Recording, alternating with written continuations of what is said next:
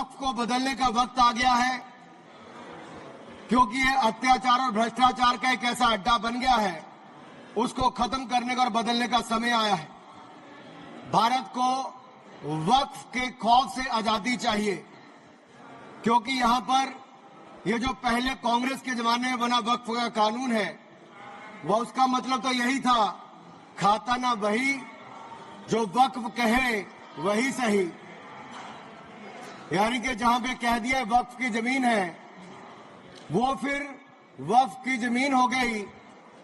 वो जिम्मेदारी उनकी नहीं है कहने की, बताने की कि ये कैसे उनकी जमीन है, लेकिन जिसकी चले गई वो बेचारा दर दर भटकता है और उसको इंसाफ भी नहीं मिलता है।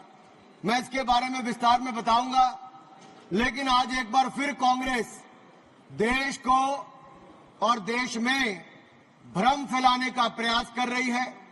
एक और तो वो हाथ में एक लाल सी किताब लेकर चलते हैं, जो कहने के लिए संविधान है लेकिन संविधान नहीं है।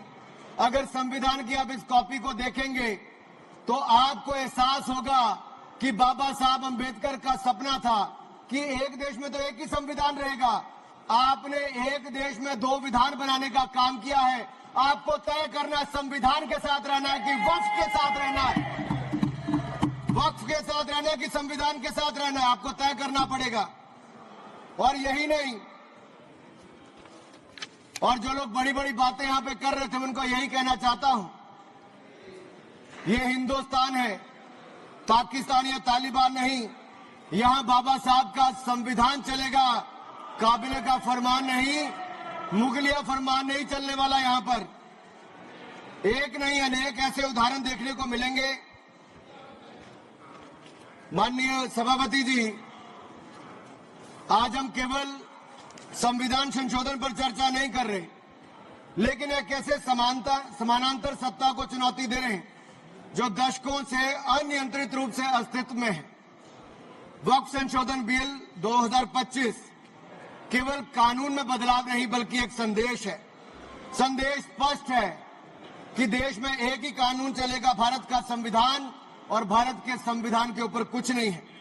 वक्फ बोर्ड का उद्देश्य मुस्लिम समुदाय के कल्याण के लिए संपत्तियों का प्रबंधन करना था, लेकिन कांग्रेस और उसके सहयोगी दलों ने इस भूमि को अपारदर्शी और एक गैर जिम्मेदाराना तरीके से राजनीतिक संरक्षण देते हुए एक ऐसा साम्राज्य बनाया जहां पे इन्होंने इसको अपना वोट बैंक का एटीएम बनाकर रख दिया है।